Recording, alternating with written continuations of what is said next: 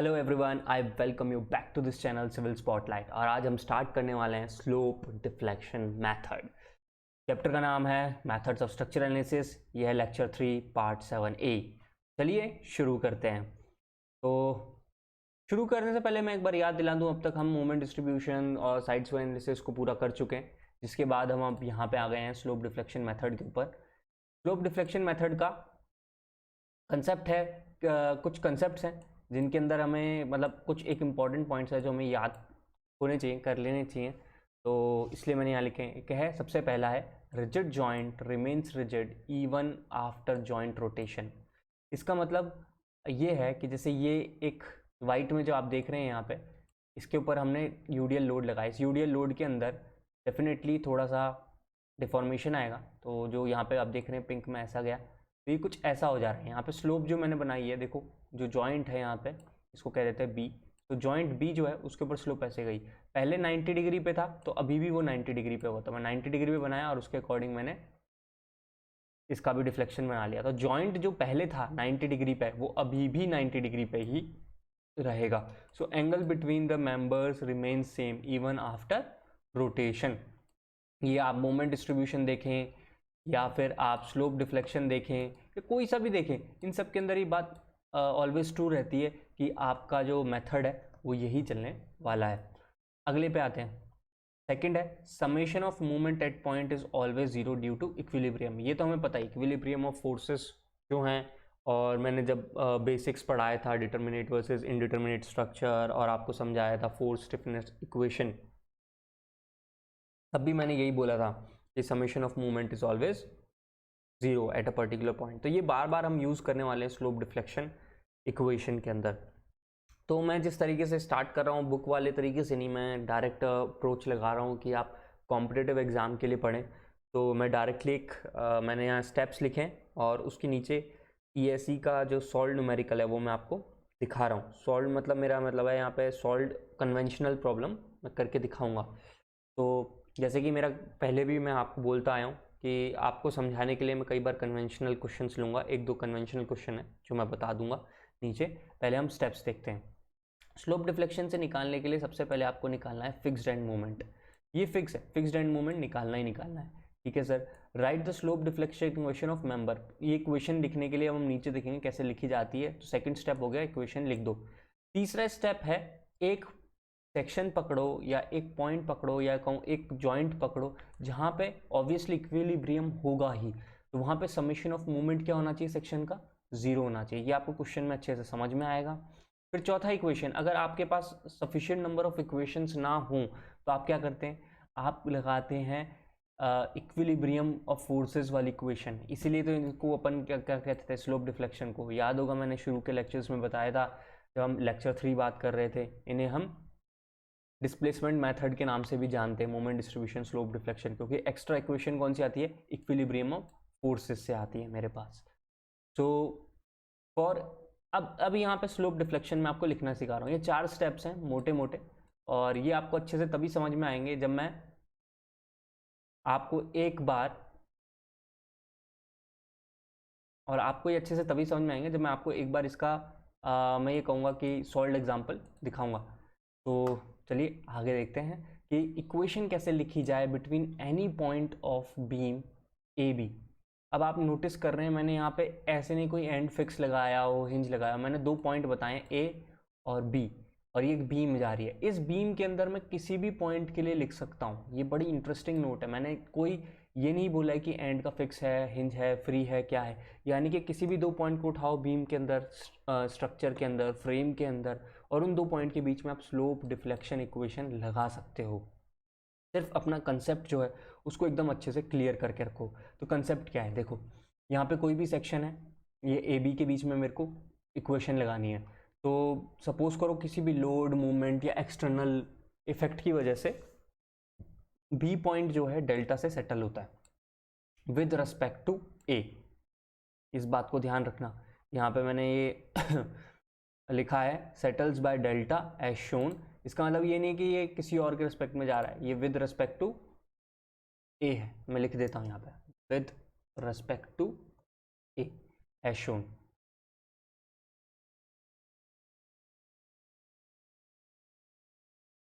ठीक है, एज इसलिए हटा रही है यार, जगह नहीं है तो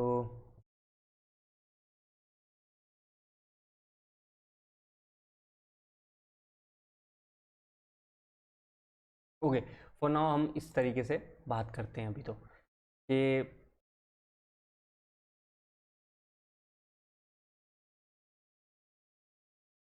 ओके नाउ ठीक है, जो बी का पॉइंट है वो with respect to A settle हुआ है। ए लिखना भूल गया, just hold on, with respect to A. अब ठीक है, तो ए के रेस्पेक्ट में मैंने यहाँ पे सेटलमेंट देखनी है। ओके सर, ए के रेस्पेक्ट में डेल्टा सेटल हुआ नीचे, कहीं भी ऊपर भी हो सकता है, अभी फिलहाल के लिए मैंने नीचे लिया है। तो this settlement leads to rotation at A and B, उनको मैंने नाम दे दिया थीटा ए थीटा बी। इसके ऊपर यहाँ रोटेशन हुआ थीटा ए, और यहाँ पे जो हुआ उसे कह दिया मैंने थीटा बी। आई बात समझ में? तो सबसे पहले जो आपको याद करना है वो है साइन कन्वेंशन। देखो सबसे बड़ी प्रॉब्लम्स जो बच्चों में मैं नोट करता हूँ जब मैं डिफ्लेक्शन ऑफ बीम पढ़ाता हूँ या स्ट्रक्चर पढ़ाई गई है, जब भी उनको पढ़ाया जाता है तो बड़े वो कंफ्यूज आते हैं हर चीज़ को लेके, क्योंकि हर मेथड में एक साइन कन्वेंशन है। कई बार बुक्स में उल्टे साइन कन्वेंशन चलते हैं। मैं कोशिश करता हूँ मैक्सिमम टाइम कि मेरे साइन कन्वेंशन में क्लॉकवाइज हमेशा पॉजिटिव बना रहे। ये मेरी मिनिमम एक एफर्ट रहता है कि मेरे को कन्फ्यूजन ना हो कोई भी क्वेश्चन लिखते हुए। तो मोर और लेस ऑलमोस्ट सारे मेथड्स में मेरे आप देखेंगे कि क्लॉकवाइज जो है वो पॉजिटिव रख के ही मैंने सॉल्व करने की हमेशा कोशिश की है। तो यहाँ पे भी सेम, रोटेशन जो है क्लॉकवाइज उसको पॉजिटिव कह रहा हूँ और एंटी क्लॉकवाइज रोटेशन को मैं नेगेटिव कह रहा हूँ। और जो एक हमने डेल्टा वाला रखा था, ये बहुत बार पढ़ा है हमने कि डेल्टा यानी कि deflection, deflection due to clockwise movement is positive, deflection due to anti clockwise movement is negative. ये बड़ा इंपॉर्टेंट है क्योंकि यहाँ पे जो डिफ्लेक्शन है ये कोई भी आप लोड लगाएंगे, लोड की वजह से एक इनडिटर्मिनेट स्ट्रक्चर में आता है मोमेंट। मोमेंट कैसा होगा? इधर क्लॉकवाइज होगा और एंटी क्लॉकवाइज होगा।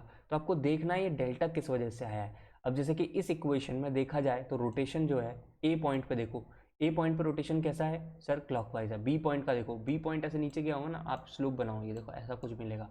ये कैसा है सर? अगेन क्लॉकवाइज है। आ रही है बात समझ में? तो इससे हम कहते हैं कि हाँ ये जो डेल्टा है ए के रेस्पेक्ट में देखूंगा सर पॉजिटिव।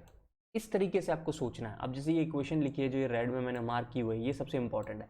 मुझे मूवमेंट निकालना है ए बी के बीच में, एम ए बी इसको रिप्रेजेंट करते हैं। एम ए बी का मतलब क्या? Final movement at A of member A B. बड़ा बड़ा साफ साफ लिख रहा हूँ नीचे, इसको ध्यान से सुनना कि ए बी के बीच में कहाँ पे लिखा? ए पे, तो ए पहले आ गया। मूवमेंट ए बी ये हो गया। एम बार, बार का मतलब क्या है? मैं हमेशा फिक्स मूवमेंट के लिए बार लगाता हूँ, आपको बताया। तो movement fixed and movement at A of member A B, उसको एम बार ए बी से रिप्रेजेंट कर दिया। ई आई फ्लेक्चुरल रिजिडिटी है, एल लेंथ है सेक्शन की, लेंथ किस किस के बीच में? ए और बी के बीच में। सो ये इक्वेशन कैसी होगी? M A B is equals to M bar A B, उसी का फिक्स्ड एंड मूवमेंट लिख दिया, plus 2 EI by L, 2 EI by L bracket start 2 theta A. What is 2 theta A? जो ये आगे वाला ए है ना उसके साथ 2 से मल्टीप्लाई कर दो उसके रोटेशन से। 2 थीटा ए जो पीछे वाला है वो as it is theta B minus का 3 delta A B by L. यहाँ डेल्टा ए बी क्या है? मेरा ये गिवन डेल्टा डिफ्लेक्शन। यहाँ पे मैंने देखो प्लस माइनस नहीं लगाया, क्यों? क्योंकि यहाँ पे क्लॉकवाइज की वजह से आया, इसलिए डेल्टा के अंदर क्या आ गया? पॉजिटिव आ गया, डिवाइडेड बाय एल। एल क्या है? Length between A B. आई बात समझ में? अब इसी इक्वेशन को मैं बी ए के रेस्पेक्ट में देखूंगा। तो जब मैं बी ए की बात करूंगा तो मुझे कैसा दिखेगा? आपने अभी ये कहा कि सर आप है ना ए ये था बी ये था, आपने बी को नीचे डिस्प्लेस किया डेल्टा से और ये हो गया। मैं कहता इसको उल्टा करो, यानी कि अगर आप कुछ देर के लिए ये सोचें कि जो ए बी था आप बी पे जाके बैठ जाएं, अब बी के रेस्पेक्ट में देखें। अगर आप बी के रेस्पेक्ट में देखेंगे, ऑल दो जब मैं थर्ड पर्सन की तरह देख रहा था ग्राउंड पे खड़े होकर, मैं कह रहा था ए के रेस्पेक्ट में बी डिफ्लेक्ट हुआ है, बट बी पे जब बैठ जाऊंगा तो मुझे कैसा दिखेगा? मुझे ऐसा दिखेगा कि ए जो है वो कहीं ना कहीं डेल्टा ऊपर चला गया है। यही तो दिखेगा मेरे को कि ए जो है बी के रेस्पेक्ट में डेल्टा वाइज ऊपर चला गया है। अब आपको इक्वेशन लिखनी है इसके लिए। अब आप किस पे लिख रहे हो? जॉइंट बी पे लिख रहा हूँ, तभी तो मैंने एम बी ए मेंशन किया हुआ है। M B A is equals to fixed at moment B A plus 2EI/L 2 theta B plus theta A minus 3 delta Y. बिल्कुल वही काम किया, बी आगे था तो 2 इंटू थीटा बी, ए पीछे था तो प्लस थीटा ए माइनस का 3 delta A B by L. Sir ठीक है, ये डेल्टा में प्लस माइनस कैसे लेना है? बहुत सिंपल है, ये देखो बी पॉइंट पे हम देख रहे हैं, बी पे कैसा रोटेशन है? सर बी पे है क्लॉकवाइज रोटेशन, तो क्लॉकवाइज रोटेशन है तो डेल्टा कैसा हुआ? पॉजिटिव हुआ। Let's do this, we got this positive deflection over it. आई बात समझ में कि कैसे इन चीज़ों को करा जाता है, इन इक्वेशंस को लिखा जाता है। अगर आपने इक्वेशन सही लिखी है ना, स्लोप डिफ्लेक्शन में आप गलती नहीं करोगे। मेन गलती होती है सिर्फ प्लस माइनस के इस डेल्टा केस में, तो इसलिए मैं स्पेशली एम्फोसाइज करके मैंने सोचा कि ये स्पेशली आपको समझा दूं कि कैसे आप अप्रोच करें।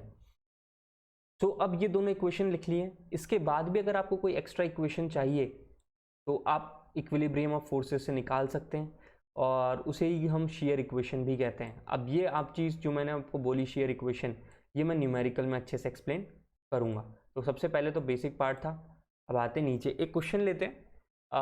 जैसा कि मैं आप लोगों को हमेशा बोलते आया हूँ, मेरे जो क्वेश्चंस हैं उनका मेन फोकस है आपको कंसेप्ट एक्सप्लेन करना, उनका मेन फोकस है आपकी एनालिसिस और आपका जो कंसेप्चुअल डेवलपमेंट है वो स्ट्रॉन्ग बने। मैं यहाँ पे फॉर्मूला बेस्ड क्वेश्चंस नहीं कराता हूँ।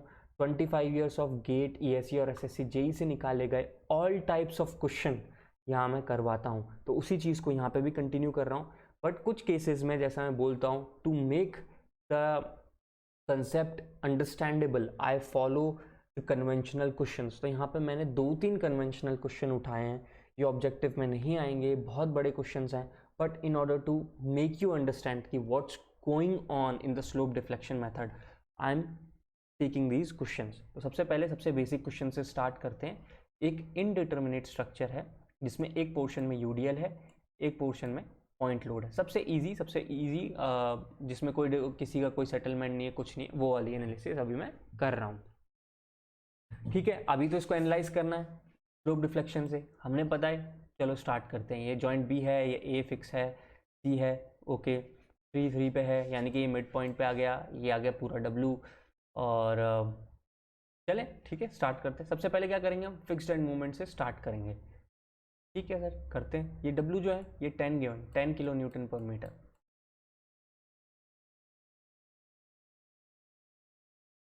ओके, अब सॉल्यूशन स्टार्ट करते हैं। जब हम fixed and movement specially slope deflection के लिए लिखते हैं तो it is always considered easier कि हम यहाँ पे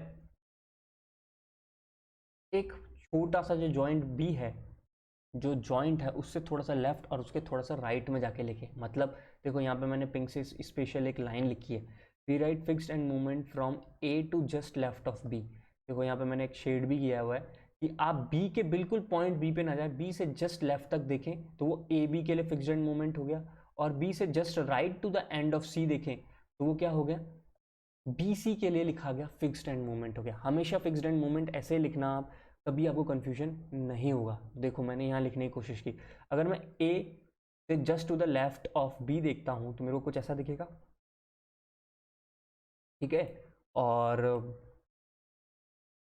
बी से just to the right of B से सी देखूँ, ये तो फिक्स है ही, तो ये ऐसा दिखेगा। फिक्स्ड एंड मूवमेंट में तो दोनों ही फिक्स रहते हैं, तो ये हमारे लिए फिक्स हो गया, कर देते हैं। अच्छा, इसके लिए मूवमेंट क्या है सर, -PL/8 रख दिया, -45 मिल गया। इधर वाले के लिए, इधर वाले के लिए क्या है, प्लस का PL/8। अब आप सोच रहे होंगे जो डायरेक्ट स्लोप डिफ्लेक्शन देख रहे हैं, मैंने फिक्स्ड एंड मूवमेंट डिस्कस किया है मूवमेंट डिस्ट्रीब्यूशन में, तो आप प्लीज़ मूवमेंट डिस्ट्रीब्यूशन में एक एंटायर लेक्चर जो ए पार्ट है उसमें मैंने बहुत स्ट्रेस आउट किया है अच्छे से कि आप फिक्स्ड एंड मूवमेंट कैसे याद करें, उनको एक्सप्लेन भी किया है विद रीजनेबल कंसेप्ट ऑल्सो, तो उससे देख लें।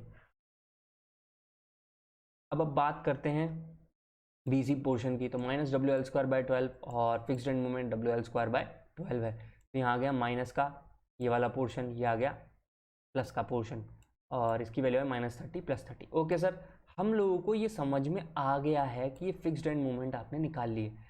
बेसिकली अब मैं स्लोप डिफ्लेक्शन इक्वेशन लिखने जाता हूँ। ये मेरा स्टेप 2 है, सर स्टेप 2 करते हैं. Now we write the slope deflection equation. तो M A B is M bar A B plus 2ei/l 2 theta A plus theta B minus 3 delta A B by L A B. यही तो बताया था मैंने आपको. रख देते हैं सर. और एम बी ए की भी इक्वेशन ऐसे ही लिखी जाएगी. यहाँ पे मैं पहले ए और बी के बीच में लिख रहा हूँ, फिर बी और सी के बीच में लिखूंगा, क्योंकि जॉइंट मेरा बी पे है, इसलिए स्लोप डिफ्लेक्शन का जो मेन पोर्शन है वो यही होगा. तो एम ए बी का देखा, फिर बी ए का देखा, फिर एम बी सी का देखा, फिर सी बी का देखा. सेम सिंपल इक्वेशन लिखी हुई है जैसे मैंने आपको एक्सप्लेन की थी. वही 2ei/l 2 थीटा बी जो पहले है उसका 2 टाइम्स हो जाता है, और जो बाद में उसका single times minus 3 delta B C by L. तो आप ऐसा क्या कर रहे हैं, आपने ये M A B, M B A, M B C, M C B इनको लिख के क्या कर लिया है, इसका क्या मतलब है सर, वो बताओ. आपको वो जानना चाहिए, तो वो मैं बताता हूं. देखो एक्चुअली हमने इसको ऐसे लिख लिया है. ये देखो बी को जरा सा लेफ्ट और राइट पर ब्रेक कर दिया, हटा दो, भूल जाओ. तो बी के जस्ट लेफ्ट में एम बी है, एम ए बी यहाँ ए पोर्शन पे आ गया, एम बी सी ये रहा, और एम सी बी ये रहा. बिल्कुल सर. अब आप कहेंगे कि सर ये जो एम बी सी और ये just to the right of B है, ये दोनों तो जुड़े हुए थे, इनके अंदर मूवमेंट जीरो होना चाहिए, तो इसी का उल्टा मूवमेंट यहाँ लगेगा बी पे. मैं कहूँगा बिल्कुल लगेगा यार, ये लगा दो.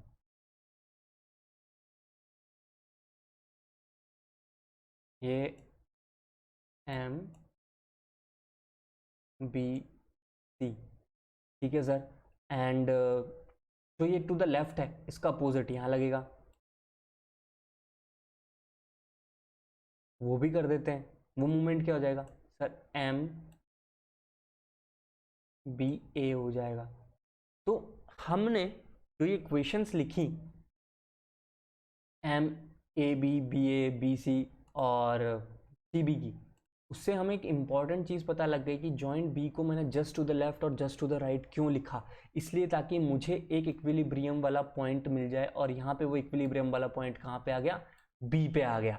अब मैं क्या करूँगा, बी को पकड़ूंगा, बोलूँगा अरे भाई जॉइंट बी अपने आप में कहीं मूव नहीं कर रहा है, कहीं उसमें एक्सेलरेशन नहीं है, तो समेशन ऑफ मोमेंट्स क्या होने चाहिए, जीरो होने चाहिए. तो मैंने summation of moment at B zero कर दिए. जीरो करूंगा तो एम बी ए इसी डायरेक्शन में, एम बी सी इसी डायरेक्शन में क्या होने चाहिए सर, जीरो होने चाहिए.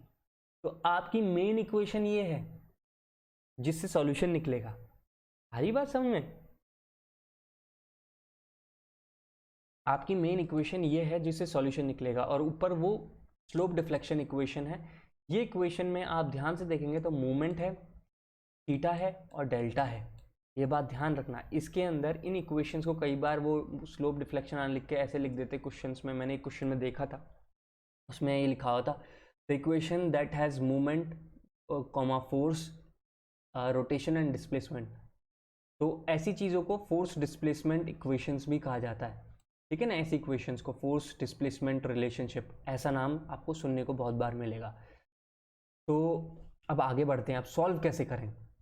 अब बी ए को उठा के एनालाइज करते हैं, क्योंकि अब हमें सिर्फ फॉर्मूले बेस में लिखा था, अब इसको न्यूमेरिकल में भी तो कन्वर्ट करना है. अब देखो ए बी है, ए बी को मैंने लिख लिया. डेल्टा ए बी क्या होगा सर, जीरो होगा, यानी कि deflection of B point with respect to A क्या होगा, जीरो. क्यों, क्योंकि सर बी असलियत में एक रिएक्शन पॉइंट है, उस पर डिफ्लेक्शन हो ही नहीं सकता है.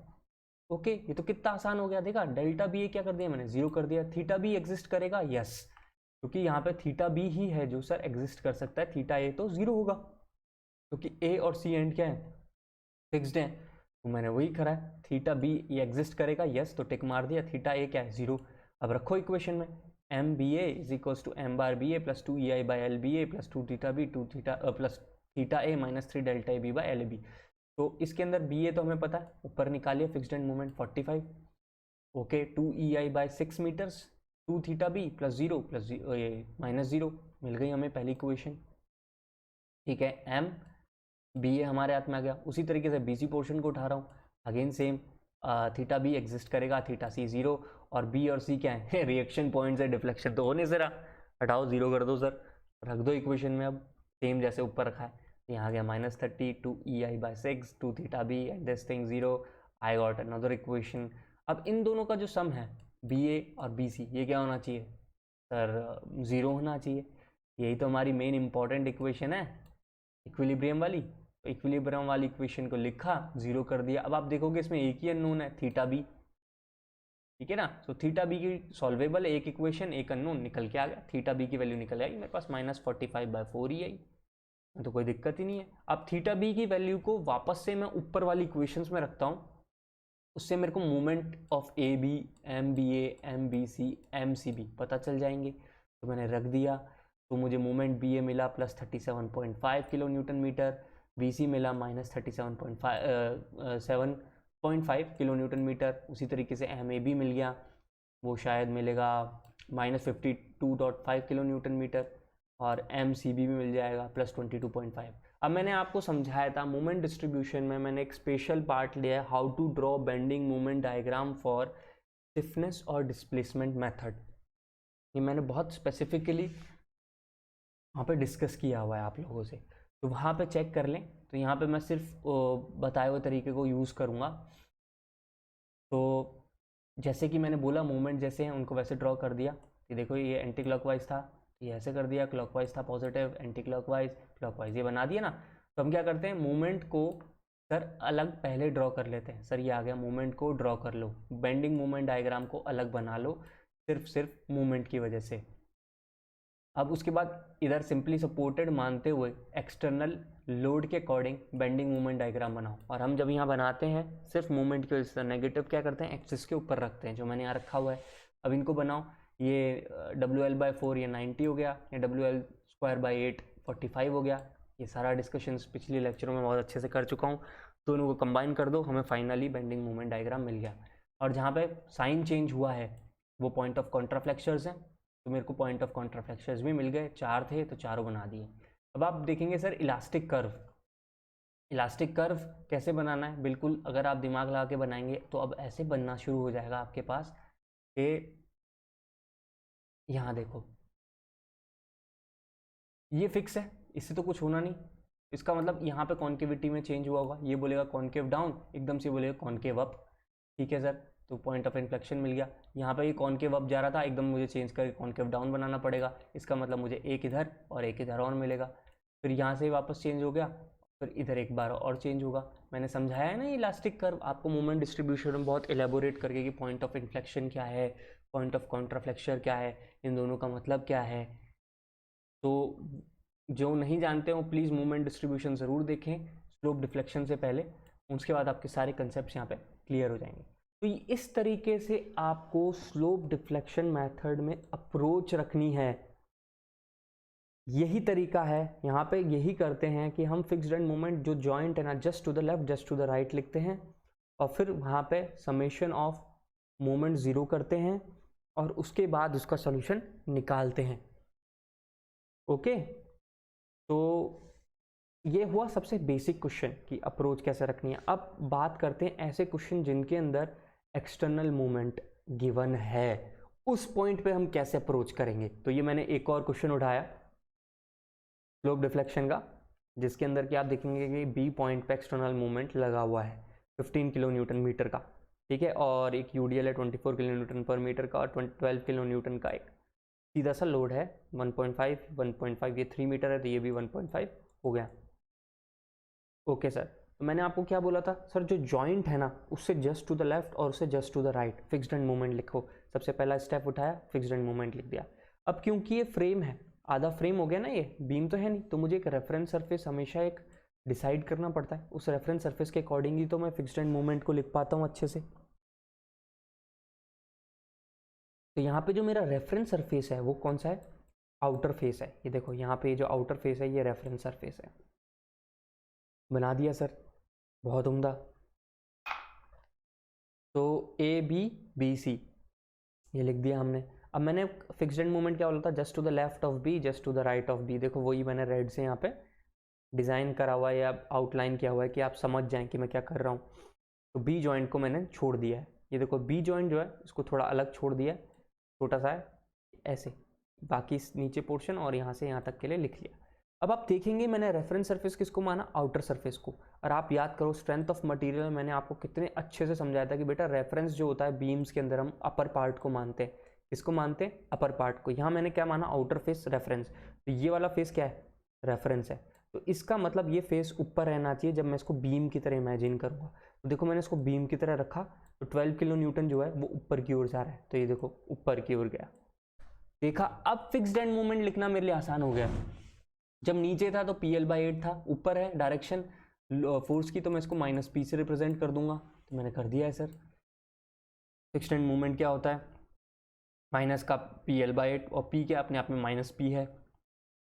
क्या मिल गया? मोमेंट M/AB 4.5, उसी तरीके से M/BA माइनस का 4.5, और इसका WL²/12, तो यहाँ पे भी सर हमने WL²/12 लिख दिया है। -18 एंड +18 ये हमें मिल गया। अब आते हैं जॉइंट बी पे। जॉइंट बी जो है ना, ये आपका सब कुछ क्लियर कर देगा, just to the left and just to the right. देखो अब BC पोर्शन देखो आप अच्छे से। ये BC पोर्शन में आपने जो यहाँ पॉइंट लिखा हुआ है, तो let me mark it as B. हाँ, तो यहाँ पे जो MBC लिखा हुआ है, यहाँ मैंने ये बनाया ऑल दो, पर मेरे को लग रहा है काफ़ी छोटा है, तो मैं यहाँ अच्छे से बड़ा ब्लू में बना रहा हूँ आपको। तो MBC यहाँ पे है, तो इसका अपोजिट यहाँ लगेगा।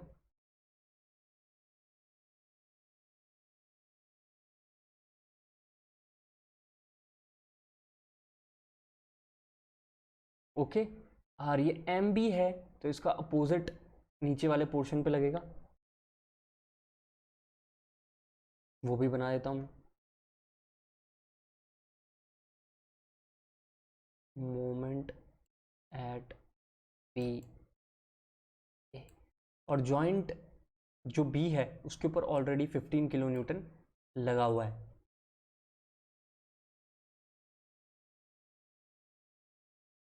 थोड़ी प्रोसेसिंग चल रही है, रुको 1 मिनट। हाँ, अब ठीक है। अब आपको क्या पता है? सर हमें पता है समेशन ऑफ मोमेंट्स जो होने चाहिए इसके, वो क्या होने चाहिए? 0 होना चाहिए। तो ये देखो, ये दोनों एक डायरेक्शन में एक डायरेक्शन में, तो MAB + MBC -15 क्या हो गया? 0। मिल गया इक्विलिब्रियम की इक्वेशन। अब क्या करना है? सिर्फ MBA की इक्वेशन लिखनी है, MBC की इक्वेशन लिखनी है, दोनों को यहाँ रख देना है, and I will get the moments. यही तो कहा। अब MBA पे पहुंच जाते हैं। MBA कैसे करना है? MBA + 2EI/L 2θB 2θA -3 delta BA/LAB। अब आ जाओ, किस किस के बीच में लिखा है? BA के बीच में लिखा है। BA, एक बात बताओ, ये मैंने तुम्हें स्वे एनालिसिस में बता दिया कि B पॉइंट कहीं जाने वाला ही नहीं है। B तो अपनी जगह घुमाएगा, क्यों? क्योंकि यहाँ पे A और C के बीच में पड़ा रहेगा चुपचाप ही। तो यहाँ पे तो डेल्टा क्या होना है? कुछ होना ही नहीं है, 0 कर दो। A क्या है? फिक्स है, वो 0 हो गया। तो हमारे पास सिर्फ थीटा भी बचा, तो थीटा की B में MBA लिख लिया। उसी तरीके से BC की बात हो रही है। BC में फिक्स्ड एंड मोमेंट लिख दिया, 2EI/L 3 मीटर्स था, 2θB आ गया। ये दो पार्ट आ गए, 2 और 3, तो 2 और 3 और 1 कौन सा है? ये रही मेन इक्वेशन जिसमें हम वैल्यूज रख रहे हैं, इधर रख दो। ये माइनस का 4.5 + 4/3 EI θB, और इसका ये -18 + 4/3 2θB इंटू EI। इसको अब सॉल्व कर ले रहे हैं, तो सॉल्व करूंगा, θB क्या आ गया? 14.06 EI। देखो यहाँ पे पॉजिटिव आया। पॉजिटिव का मतलब क्या होता है? क्लॉकवाइज रोटेट हुआ होगा। इसका मतलब जॉइंट B जो है ना मेरा, वो कैसे रोटेट हुआ है? क्लॉकवाइज। तो क्लॉकवाइज रोटेट करके बताओ। ऐसा कुछ रोटेट हुआ है यहाँ, ये 90 डिग्री बना रहेगा। आ गया? देखा, मैं देखा तुमको, मैंने ये चीज़ें समझाई थी। देखो कि डिफ्लेक्शन का डायग्राम कैसा हो, अपने आप दिखा रहा है कि नहीं? स्लोप डिफ्लेक्शन की 90 डिग्री दोनों के बीच का बना ही रहेगा, और क्लॉकवाइज मैंने रोटेट कर दिया θB को। आया कि नहीं आया? मस्त। तो इस तरीके से लिखते हैं। अब θB की वैल्यू है, आप θB की वैल्यू रख दो तो मोमेंट BA मिल गया, BC में रख दो तो ये मिल गया, AB में रख दो तो AB की वैल्यू मिल जाएगी, CB में रख दो तो CB की वैल्यू मिल जाएगी। अब ये चारों मोमेंट्स मिल गए मुझे, सारे के सारे प्लस में मिले हैं, ध्यान से देखो। तो सारे के सारे क्लॉकवाइज, तो मैंने यहाँ देखो क्लॉकवाइज मोमेंट्स बना दिए, 13.87, 14.25, 0.75 एंड 27.37। अब क्या करते हैं? सर सिर्फ बेंडिंग मोमेंट डायग्राम बनाते हैं यूजिंग मोमेंट्स। अब हमने क्या किया था? मूवमेंट के अकॉर्डिंग कैसे बनाएंगे? रेफरेंस माना था सर इसको, आउटर फेस को। तो आउटर फेस, अपर फेस, अपर फेस, तो यहाँ देखो अपर फेस के रिस्पेक्ट में 13.7 का इफेक्ट ऐसे, जिसका रिप्लाई आया ऐसे। ऐसे इसको अपर फेस बना के देखूंगा तो क्या मिल गया? ये पॉजिटिव, तो ये मिल गया पॉजिटिव। इसी तरीके से इसका नेगेटिव आ जाएगा, इसका ये नेगेटिव आ गया, पॉजिटिव आ गया। बाद में क्या करना है? सिंपली सपोर्टेड मानना है। सिंपली सपोर्टेड मानूंगा और उनका बेंडिंग मोमेंट डायग्राम बनाऊंगा, ये आ गया सर। बाद में क्या करना है, इन दोनों को कंबाइन कर देना है सर। कंबाइन कर दिया तो कंबाइन फॉर्म ये आ गया। बाकी अब आपको मूवमेंट पता चल ही चुके हैं यार। देखो यहाँ आ जाओ, अब आपसे कोई रिएक्शन पूछ लेना, आर सी की रिएक्शन क्या है, आर ए क्या है, तो मूवमेंट पता है, डायरेक्टली समेशन ऑफ फोर्सेस करना, summation of movement at C zero कर दो तो आपको ये एच ए आर ए मिल जाएगा। फिर समेशन ऑफ ये हॉरिजॉन्टल फोर्सेस ज़ीरो कर दो तो एक इक्वेशन और मिल जाएगी, summation of vertical forces zero कर दो तो एक और इक्वेशन मिल जाएगी।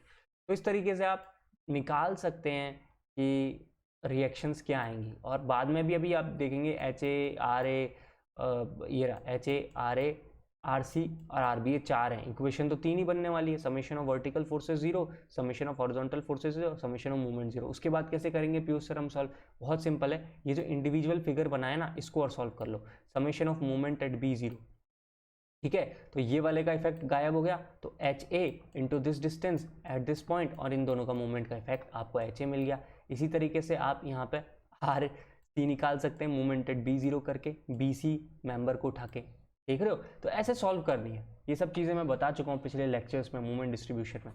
तो ये वो क्वेश्चन था जिसके अंदर एक्स्ट्रा मूवमेंट दिया हुआ है, तो आप उसको कैसे अप्रोच करें, इसीलिए यहाँ पे just to the left of B और just to the right of B का कंसेप्ट हम यूज करते हैं।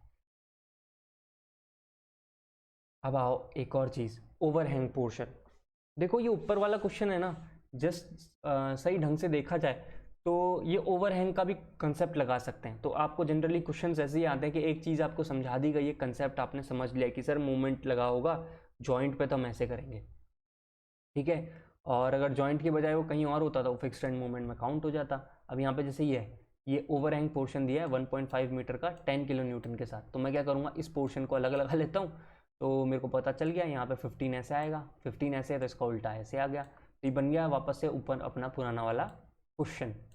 देखा, सो ये ओवरहैंग के क्वेश्चन को कैसे सॉल्व करना है, उसका ओवरहैंग पार्ट अलग कर दो और फिर स्ट्रक्चर को स्लोप डिफ्लेक्शन से एनालाइज कर दो, ठीक है सर। अभी तक